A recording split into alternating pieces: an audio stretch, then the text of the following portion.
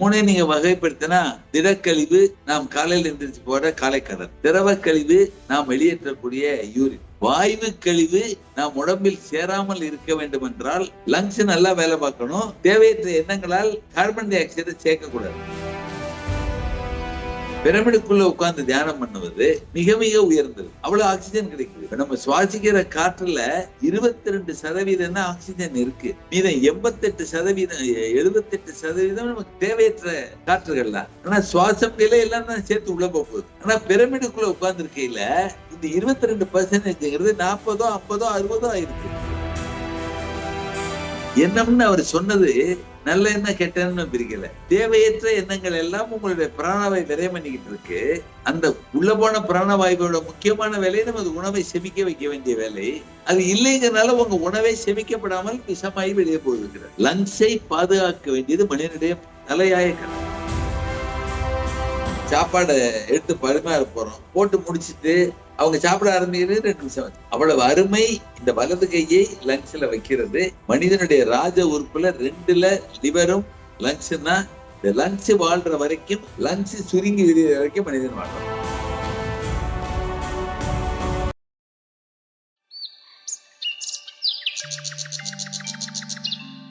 இன்னொரு முக்கியமான விஷயம் லங்ஸுக்கு, நம்ம பூரா உடம்பில் வியாதிக்கு காரணம் கழிவுகளின் தேக்கம் வியாதி, கழிவுகளின் நீக்கம் வியாதியற்ற நிலைன்னு சொல்லியிருக்கோம். அப்ப நம்ம எல்லாரும் யோசிக்கிறது என்னன்னா, யூரினை வெளியேற்றணும், காலையில் எந்திரிச்சு காலை கடனாக நம்மளுடைய வேஸ்டுகளை வெளியேற்றணும் அப்படிங்கிறதோட நிறுத்திக்கிட்டோம். அதுக்கு மேல போகல. முக்கியமான கழிவு ரத்தத்தில் உள்ள கார்பன் டை ஆக்சைடு. இது மூணையும் நீங்க வகைப்படுத்தினா, திடக்கழிவு நாம் காலையில் எந்திரிச்சு போற காலை கடன், திரவ கழிவு நாம் வெளியேற்றக்கூடிய யூரின், வாயு கழிவு நாம் உடம்பில் சேராமல் இருக்க வேண்டும் என்றால் லங்ஸ் நல்லா வேலை பார்க்கணும். தேவையற்ற எண்ணங்களால் கார்பன் டை ஆக்சைடை சேர்க்கக்கூடாது. இந்த கார்பன் டை ஆக்சைடு ரத்தத்துல அதிகமா இருக்க அதுதான் வியாதி. கார்பன் டை ஆக்சைடு ரத்தத்துல அதிகமா இருக்கணும். அது நம்ம உடம்பில் கெட்டு போனதுகளை புனிதப்படுத்துறதுக்கு பயன்படுவதில்லை. நம்ம உடம்புல ஏற்பட்ட செல்களின் இறப்பை அப்பப்ப வெளியேற்றக்கூடிய வேலையை ஆக்சிஜன் போய் எடுத்து கார்பன் டை ஆக்சைடை வெளியேற்றலைனால், கார்பன் டை ஆக்சைடு நிறைந்த ரத்தம், லிட்டரலா புரியுற மாதிரி சொல்லணும்னா, அது ஒரு செத்த ரத்தம். அதான் நம்ம மூதேவின்னு சொல்லியிருக்கோம், பைபிள்ல சைத்தான் சொல்லியிருக்கோம். ஆக்சிஜன் நிறைந்த ரத்தம் உயிருள்ள ரத்தம். அந்த உயிருள்ள ரத்தம் தமிழ்ல சீதேவின்னு பேரு, இந்து இதுல, பைபிள்ல பரிசுத்தாவின்னு பேரு, டிரான்ஸ்மெடிடேஷன்ல கிரியேட்டிவ் இன்டெலிஜென்ஸ் பேரு. இது ஆக்கறிவு. இந்த ஆக்கறிவுங்கிறத நம்ம சுவாசிக்கிற பிராணவாயு. அது உடம்பில் முழுமையாக செய்ய வேண்டும் என்றால் மனிதனுடைய லங்ஸ் மாத்திரம் நல்லா இருக்கும். லங்ஸ் நல்லா இல்லைன்னா கூட அதை புனிதப்படுத்துறதுக்கு வேணுங்கிற அளவுக்கு ஆக்சிஜன் உள்ள கொண்டு போகணும். இந்த கொண்டு போகக்கூடிய ஆற்றல் இந்த லங்ஸ் செய்யக்கூடிய வேலை பழுவை குறைக்க ஒரு பிரமிட் தியானம் மிக உயர்ந்தது. ஏன்னா பிரமிடுக்குள்ள நம்ம அதிகமான பிராணவாயுவை கொண்டு சேர்க்கக்கூடிய முறைதான் பிரமிடாலஜி. வெளியிலிருந்து வரக்கூடிய காற்றை புனிதமாக்கி அதுல உள்ள கார்பனை பிரிச்சு ஆக்சிஜனை உள்ள நிறைக்கக்கூடிய ஆற்றல் இந்த பிரமிடுக்கு மாத்திரம் உண்டு. அதனால பிரமிட் தியானமே நம்ம லங்ஸை ரொம்ப வெளியில உட்கார்ந்து தியானம் பண்ணுவதை விட பிரமிடுக்குள்ள உட்கார்ந்து தியானம் பண்ணுவது மிக மிக உயர்ந்தது. அவ்வளவு ஆக்சிஜன் கிடைக்குது. இப்ப நம்ம சுவாசிக்கிற காற்றுல 22% தான் ஆக்சிஜன் இருக்கு. மீதம் 78% நமக்கு தேவையற்ற காற்றுகள் தான். ஆனா சுவாசம் எல்லாம் தான் சேர்த்து உள்ள போகுது. ஆனா பிரமிடுக்குள்ள உட்கார்ந்து இருக்கையில இந்த 22% 40, 50, 60 ஆயிருது. சோ நீங்க உள்ள இழுக்கிற காற்று அவ்வளவுமே பிராணவாயு நிறைந்து போனால் லங்ஸுடைய வேலைப்பழுவே குறையுது. அதனால லங்ஸை முழுமையாக காப்பாற்றுவதற்கு முடிஞ்சா வீட்டுக்குள்ள ஒரு பிரமிட் மாடல்களை செய்து வச்சிருக்கேங்க. இப்ப நான் நிறைய வீடுகளை பாக்குறேன், என்ன 2 மாடி 3 மாடி கட்டினாலும் 3வது மாடிக்கு மேல பிரமிட் மாதிரி ஓட போட்டே இருக்காங்க. அப்ப இன்னைக்கு மனிதனுக்கு விழிப்புணர்வு வந்து விட்டது. இப்ப நம்ம கட்டி முடிச்ச வீட ஒண்ணும் பண்ண வேணாம், அதுக்குள்ள அட்டையிலயோ இதுலயோ ஒரு பிரமிட் போட்டு வச்சுக்கோங்க. 24 மணி நேரமும் நாம் ஒரு பிரமிடுக்குள்ள இருக்க மாதிரியே ஒரு ஒரு ஞானத்துக்கு வந்துடுறோம். ரொம்ப முக்கியமானது. அந்த பிரமிட் அட்டையிலையும் செய்யலாம், நீங்க கார்ட்போர்ட்லயும் செய்யலாம், பேப்பர் அட்டையிலையும் செய்யலாம், காப்பர்லயும் செய்யலாம், எதுல வேணாலும் செஞ்சுக்கலாம். அதுக்கு ஒரு பெரிய அளவுகள்லாம் பெருசா இருக்கணுமா, சிறுசா இருக்கணும்ல, இருந்தா போதும் அந்தந்த இடத்துல பியூரிஃபை பண்ணிக்கிட்டே இருக்கும். அதனால இப்ப நீங்க லங்ஸ பத்தி கேட்டதுனால, அதுவும் லங்ஸுடைய வேலைப்பளுவையும் நமக்கு குறைக்கக்கூடியது பிரமிட் தியானம் தான். இதுக்கு மேல லங்ஸ பத்தி சொல்லணும்னா, கழிவுகளை வெளியேற்ற வேண்டியது. லங்ஸ்ல சளி சேராம பாத்துக்கறணும். சளிக்கு முக்கியமான காரணமே 2 ரிவர்சபிள் தான். நீங்க நல்ல காற்றை உள்ள கொடுத்தீங்கன்னா சளி அப்புறம் அது வெளியேற்றிக்கும். அது சுவாச காற்றை. தியானம் தான். அதுக்கப்புறம் தியானம் தான். லங்ஸோட முக்கியமான கோட்பாடுகளை சொல்லிட்டேன், வேலைப்படுவை சொல்லிட்டேன். சாப்பிட்ட சாப்பாடை செமிக்க வைக்கிறதுக்கே எனக்கு புரியாத ஒரு 35 வயசுல எல்லாம் நான் ஒரு தியான வழியில இருந்தேன். அதுக்குள்ள குருநாதர் வேணுகோபால் சாமிகள் பேரு. அவர் சொன்ன வார்த்தையே, நாம் சாப்பிடும் உணவு எதுவும் விஷம் அல்ல, நமது எண்ணங்கள் அதை விஷமாக்கி கொண்டிருக்கிறதுங்கிறார். எண்ணம் எண்ணம்னு அவர் சொன்னது நல்ல எண்ணம் கெட்ட எண்ணம் பிரிக்கல. தேவையற்ற எண்ணங்கள் எல்லாம் உங்களுடைய பிராணவாயு விரயம் பண்ணிக்கிட்டு இருக்கு. அந்த உள்ள போன பிராணவாயுவோட முக்கியமான வேலை நமது உணவை செமிக்க வைக்க வேண்டிய வேலை. அது இல்லைங்கிறதுனால உங்க உணவை செமிக்கப்படாமல் விஷமாயி வெளியே போகுதுங்கிறார். அதனால லங்ஸை பாதுகாக்க வேண்டியது மனிதனுடைய தலையாய கடன். அதுக்காக நீங்க தியானம் பண்ணிட்டு கையை முடிச்சுட்டு முகத்தை செய்ய அது இதுங்கிறோம். நான் ஒரு பிரமிடுக்குள்ள இருந்து தியானம் பண்ணாலோ அல்லது வேற எப்ப தியானம் பண்ணாலோ, பிரமிடுக்குள்ள இருந்து தியானம் பண்ண இல்ல நம்ம கையை சேர்த்து வச்சுக்கிறோம்னு சொல்லிடுறோம். இந்த கையை சேர்த்து வைக்கிற தத்துவமும் நம்ம உடம்புல உள்ள லங்ஸ், ஹார்ட் எல்லாமே கைக்குள்ளேயுமே இருக்கு. ரிஃப்ளெக்ஸாலஜி பேர். அதனாலதான் நேர கையை கும்பிடுறது எல்லாமே அதான். இன்னும் மோர் ஸ்பெசிபிக்கா லங்ஸை சரி பண்ணணும்னு நினைச்சீங்கன்னா, அந்த 1/4 மணி நேரம் தியானம் பண்ண நேரங்கள்ல 1/2 மணி நேரமோ 3/4 மணி நேரமோ ஒரு 3 நிமிஷமோ அல்லது 5 நிமிஷம் இந்த இடது கையை விரிச்சு இப்படி வச்சுக்கிட்டு வலது கையை லங்ஸ்ல வைங்க. நேர லங்ஸுக்கு பிராணம், கை வெளிய, உள்ளங்கை வெளிய. இந்த மெத்தடு லங்ஸை சரி பண்ணக்கூடிய மிகப்பெரிய ஆற்றலானது. நீங்க எப்ப ஃப்ரீயா இருக்கீங்களோ, தியானம் பண்ணலை, பிரமிடுக்குள்ள இல்லை, இந்த கையை இந்த இடத்துல வச்சிருந்தாலே போதும். வலது கையை பிரமாதமா லங்ஸ் வேலை பார்க்கும். அந்த ராஜ உறுப்பு ஒழுங்காயிட்டா மனிதன் ஆரோக்கியமாயிரும். மனிதனை முழுமையாக குணப்படுத்தக்கூடிய ஆற்றல் எந்த மருந்துக்கும், எந்த உணவுக்கும், எந்த மூலிகைக்கும், எந்த பழங்களுக்கும் இருக்கிறதை விட சுவாசிக்கிற பிராணவாயுவுக்கு உண்டு. ஆண்டவன் பிராணவாயுவை ஓசியா கொடுத்தனால அதோட அருமை நமக்கு தெரியல. அந்த ஆக்சிஜன் உடம்புல அதிகமா இருக்க வேண்டிய வேலையை செய்யறதுக்கு லங்ஸ் தான். அதுக்கு இந்த கையை இப்படி வச்சாலே போதும். லங்ஸ் தான் இழந்த சக்தியை மறுபடியும் இதுல நம்ம கை மூலம் வாங்கி தன்னை ரெஜினேட் பண்ணிக்கிறது. அதனால லங்ஸை சரி பண்றதுக்கு எல்லா உணவுகள் முறையை விட இந்த கை போதும். இப்படி வச்சீங்கன்னா போதும். வலது கையை, இடது கையை நீங்க எங்க வேணாலும் வச்சுக்கலாம். வலது கையை இந்த இடத்துல வச்சு ஒரு 1/4 மணி நேரம் எப்பவெல்லாம் கிடைக்குது. இப்ப சமைக்கிறிய, ஒரு தோசை சுடுறிய, தோசையை திருப்பி போட்டு அது வேகிற 3 நிமிஷத்துக்கு இங்க வச்சுக்க. அந்த அந்த கான்சியஸோட கையை வச்சுக்கிட்டே நம்ம எப்ப போய் கார் வாங்க போறோம், இன்னைக்கு எப்ப சினிமாவுக்கு போறோம்னு யோசிக்க வேணாம். கையை இங்க வச்சுட்டு நம்ம கான்சியஸா இருந்தாலே போயிடும். இப்ப சாப்பாடை எடுத்து பரிமாற போறோம், போட்டு முடிச்சுட்டு அவங்க சாப்பிட ஆரம்பிக்கிறது 2 நிமிஷம் வச்சு. அவ்வளவு அருமை இந்த வலது கையை லங்ஸ்ல வைக்கிறது. மனிதனுடைய ராஜ உறுப்புல 2ல லிவரும் லங்ஸ்னா, இந்த லங்ஸ் வாழ்ற வரைக்கும், லங்ஸ் சுருங்கி விரிகிற வரைக்கும் மனிதன் வாழ்வான். கை போனாலும் வாழ்வான், கால் போனாலும் வாழ்வான், கண்ணு போனாலும் வாழ்வான், காது கேட்கலைன்னாலும் வாழ்வான். லங்ஸ் வேலை பார்க்கலன்னு ஆள் இறந்து. சோ மனிதனுடைய முடிவை கொண்டு வரக்கூடிய லங்ஸை நாம் ஆரோக்கியமா பார்த்துக்கிட்டால் இறப்பே இல்லாமல் வாழலாம். இறப்பு என்பது முதுமையை விடுங்க, ஒவ்வொரு செல்லும் இறந்து போகாம வாழலாம். ஒவ்வொரு செல்லும் லங்ஸ், ஹார்ட், லிவர் அவ்வளவுக்கும் சக்தியை கொண்டு போய் சுருக்கக்கூடிய ஆற்றல் ரத்தத்தில் பிராணவாயுக்கு தான் உண்டு. சுத்த சைத்தன்யம் அதுதான். அதை எல்லா இடத்துக்கும் கொண்டு போற ஆற்றல் லங்ஸுக்கு கொண்டு கையை வச்சாலே போதும். லங்ஸை பத்தி இன்னைக்கு நீங்க கேட்டது ஒரு மிக மிக ஒரு சகாப்தம்னே சொல்லலாம், எல்லாத்தையும் விட. ரொம்ப ரொம்ப நிறைய விஷயங்களை சொல்லிட்டீங்க. அதனாலதான் நாங்க நடுவுல கேள்வியே கேட்கல. அவ்வளவு அழகா முழுமையா சொல்லியிருக்கீங்க. ஐயா நம்ம உடம்புல கார்பன் டை ஆக்சைடு இருக்கு அப்படிங்கறது எப்படி ஐயா நம்ம தெரிஞ்சுக்கிறது? நீங்க சொன்னீங்க ரத்தத்துல கார்பன் டை ஆக்சைடு அதிகரிக்குது அப்படின்ட்டு. அதை எப்படி நம்ம தெரிஞ்சுக்கிறது?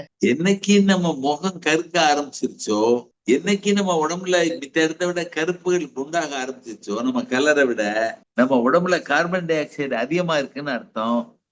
அந்த கார்பன் டை ஆக்சைடு அதிகமா இருக்க உடம்புல ரத்தத்துல பித்தம் அதிகமாகிக்கிட்டு இருக்கும். அதை கண்டுபிடிக்கிறதுக்கு நல்ல வழி, நாம் உடம்பு கலரை விட முகம் கருப்பாக இருந்தால் நம்ம உடம்பில் பித்தம் அதிகமா இருக்குன்னு அர்த்தம். பித்தம் அதிகமா இருக்குங்கிறதை கார்பன் டை ஆக்சைடு அதிகமா இருந்தா பித்தம் அதிகமா இருப்பா. அதாவது எங்கேயோ ஒரு இடத்துல மாத்திரம் கருப்பு வருது. அப்ப பாருங்க, நிறைய லேடிஸ், ஆண்களுக்கும் வருது, ஆனா லேடிஸ் தான் மோர் கான்சியஸ் அபவுட் தேர் பியூட்டி. இந்த இடத்துல எனக்கு மங்கு வந்துருச்சு, இந்த இடத்துல எல்லாம் அது வந்துருச்சு, இந்த இடத்துல கருப்பு கருப்பா வந்துருச்சு, முகத்துல மங்கு எப்படி போக்கும், மங்குன்னு பேரு கொடுத்துருக்கோம். அது மங்கு இல்ல, நம்ம மக்குத்தனமா வாழ்றோம்னு அர்த்தம்.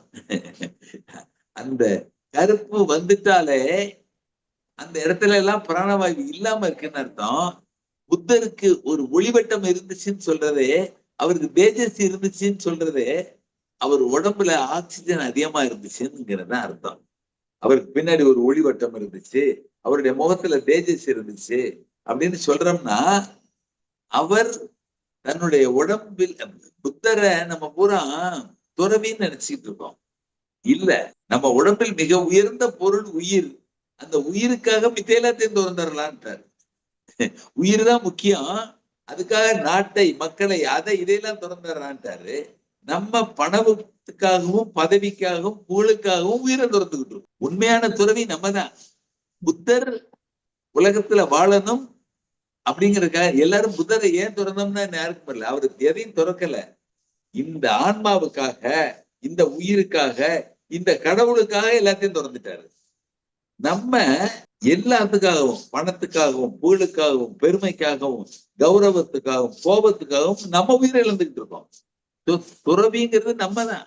அவரு வாழணும்னு ஆசைப்பட்டாரு, நம்ம தான் சாவை நோக்கி போய்கிட்டு இருக்கோம்.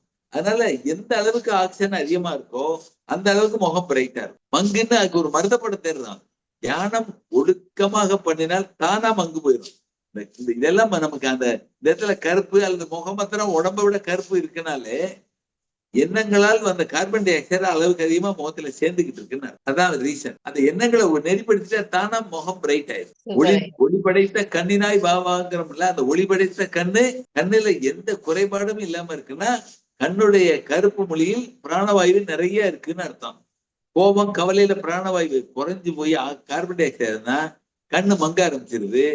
ஒரு காலத்துல நல்லா இருந்ததெல்லாம் இப்ப ஏன் மங்க ஆரம்பிச்சிருச்சுன்னா, கார்பன் டை ஆக்சைடு அதிகமாக கண்ணாடியை போடு, கேட்ராய்ட் ஆபரேட் பண்ணு. ஆக்சிஜன் கிடைக்காம கருவிழி செத்து போனதான் கேட்ராய்ட்.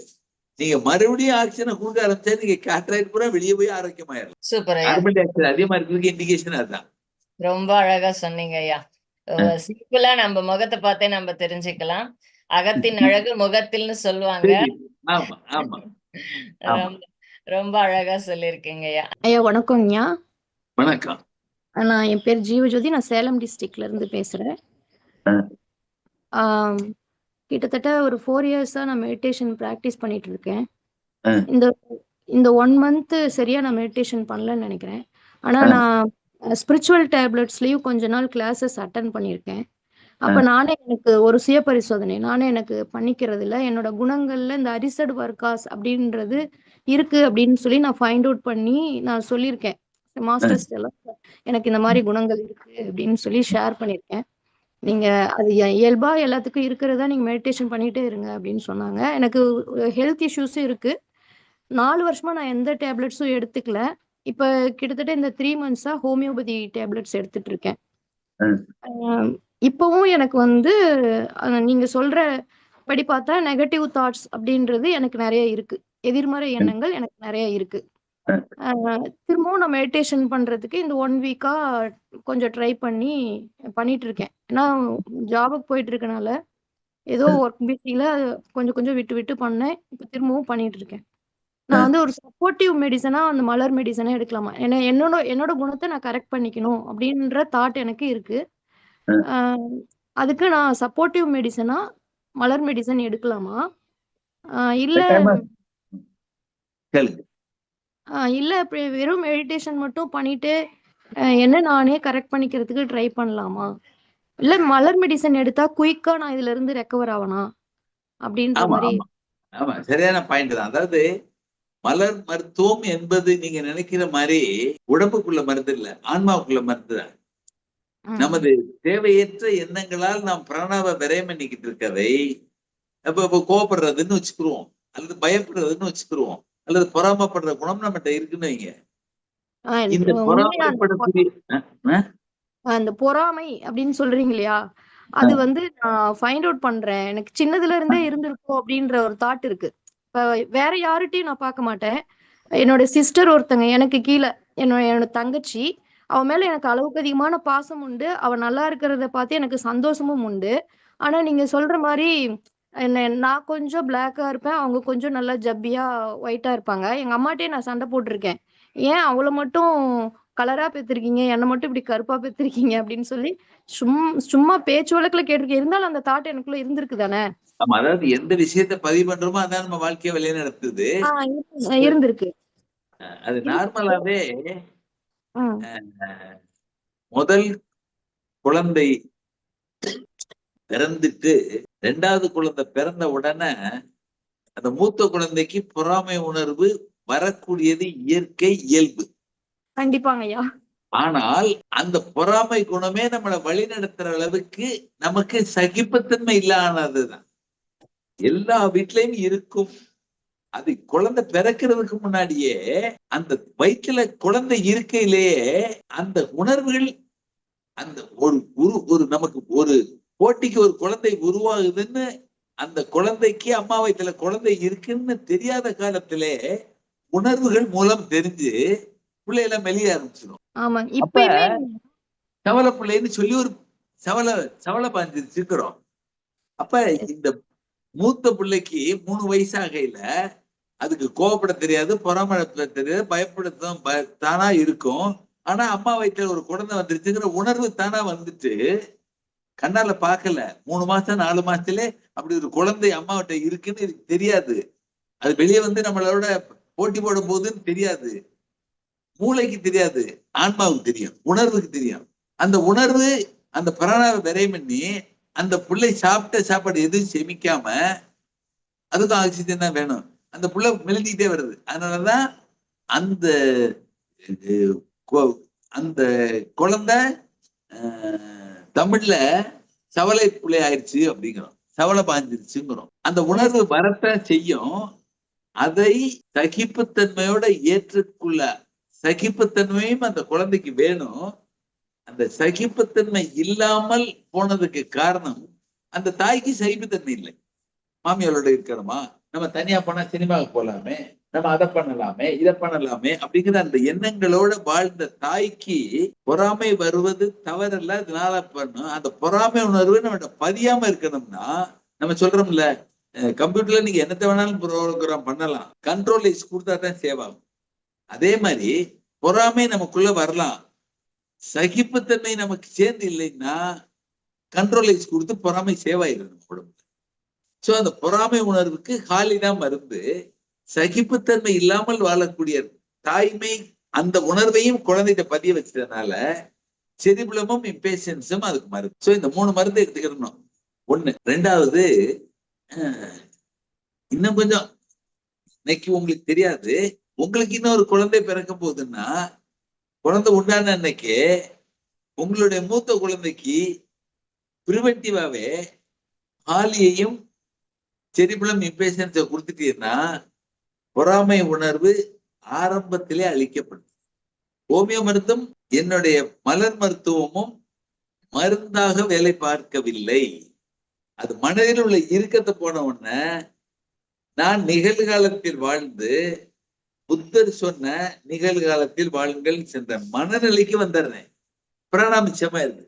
அல்டிமேட்லி நம்ம சுவாசிக்கிற பிராணவாயு தான். அந்த பிராணவாயுவை பொறாமை உணர்வுக்கு விரயம் பண்ணிக்கிட்டு இருக்கதை, சகிப்புத்தன்மை இல்லாத எண்ணங்களுக்கு விரயம் பண்ணிக்கிட்டு இருக்கதை நிறுத்தின உடனே ஹோமியோ மருந்து அதைத்தான் பண்ணுது. ஃப்ளவர் மெடிசினும் மனதில் அமைதியை உண்டாக்கணும்னு மனிதன் நிகழ்காலத்துல வாழ்ந்துடுறான். பொறாமையில வாழல, கோபத்துல வாழல, சகிப்புத்தன்மை இல்லாம வாழல, கனவுலகில் வாழலை, நிகழ்காலத்துல வாழ்றாங்க. சோ அதை மாத்துறதுக்கு இதான் மருந்து. இப்ப நீங்க உங்களுக்கு ஒரு மைண்ட் ஸ்டெட்ஃபாஸ்ட்னஸ் இருந்தால் மருந்தின் மூலமா தியானத்தின் மூலம் பண்ணிக்கலாம். இல்ல திருப்பி திருப்பி எனக்கு கோபம் வருது, திருப்பி திருப்பி பொறாமை வருது அப்படின்னா, ஏன் அந்த பொறாமை என்னோட வாழ்வை அழிக்குதுன்னு தெரிஞ்சிட்டோம்னா விட்டுறலாம். அது நம்ம உணரல. நம்ம பிராண நஷ்டம்தான் வாழ்வியல் நஷ்டமே. பண நஷ்டம் நஷ்டம் இல்ல, பொருள் நஷ்டம் நஷ்டம் இல்ல, சேர்த்தரலாம். நீங்க எவ்வளவு பொருளை விரயம் பண்ணி இருந்தாலும், எவ்வளவு பொருளை பணத்தை இழந்திருந்தாலும், அது இழந்த வேகத்தை விட வேகமா சேர்த்தரலாம். ஆனா பிராணவை நஷ்டப்படுத்திட்டா அதான் ரியல் நஷ்டம். அதனால நாம் ஏன் நம்மளுடைய உயிரை நாமே சிதைச்சுக்கிறோம்னு நினைச்சாலே நம்மளுடைய கெட்ட குணங்கள்லாம் தானா போகாது. புரிஞ்சிருச்சா? தியானம் அதாவது முன்னாடி மெடிடேட் பண்ண இப்ப விட்டுட்டேங்கிறேங்க பாருங்க. நேத்து சாப்பிட்டேன் இன்னைக்கு சாப்பிடலன்னு சொல்றது இல்லை, இன்னைக்கு சாப்பிடுறோம். தண்ணி குடிக்கிறோம். நேத்து சம்பாதிக்க போனேன் இன்னைக்கு சம்பாதிக்க போகலன்னு சொல்றது இல்லை. நேத்து வீட்டை கூட்டினேன் இன்னைக்கு கூட்டல்னு சொல்றது இல்லை. இதையெல்லாம் செய்யலைன்னா கூட தப்பு இல்லை. பிரைம் வீட்டை கூட்ட டைம் இல்லை, தியானம் பண்ணுங்க. வீடு குப்பையா இருக்கு, அதை எழுதிட்டு தான் தியானம் பண்ண. நீங்க தியானம் பண்ணுங்க, உடம்பு குப்பை வெளியே போயிடும் வீட்டு குப்பையை விட. சோ இந்த தியானத்தின் மகிமை தெரியாதனால அதை லாஸ்டா வச்சிருக்கோம். குளிக்க டைம் இல்ல, தியானம் பண்ணுங்க, குளிக்க வேண்டாம். சாப்பிட டைம் நேரம் இல்ல, சாப்பிட வேண்டாம், தியானம் பண்ணுங்க. வேலைக்கு போக டைம் இல்லை, வேலைக்கு போக வேண்டாம், தியானம் பண்ணுங்க. பிரைம் இதுதான். இதை விட்டுட்டு மித்த எல்லாத்தையும் பண்ணிக்கிட்டு இருக்கோம். எனக்கு வேற வேற வேலை இருக்கு, இன்னைக்கு தியானம் பண்ணல. எனக்கு இன்னைக்கு அவசரமா ஒரு கல்யாண வீட்டுக்கு போகணும், தியானம் பண்ணல. கல்யாண வீட்டுக்கு போனா தியானம் பண்ணுங்க. நீங்க கல்யாண வீட்டுக்கு போய் அந்த ஆளை ஆசீர்வதிக்கிறத விட உங்க வீட்டுல நீங்க தியானம் பண்ணி அந்த திருமணம் இங்க இருந்தே உங்களுடைய பாசிட்டிவ் எனர்ஜி அந்த தியானம் அந்த கப்பலை ஆசீர்வதிக்குதுங்கிற உண்மை நமக்கு தெரியவில்லை. அங்க போய் உட்கார்ந்துக்கிட்டு நெகட்டிவ் பாடியோட அந்த அந்த கப்பலை ஆசீர்வதிக்கிறதை விட போகாம நீங்க தியானம் பண்ணிக்கிட்டு இருந்தா போதும். நன்றி.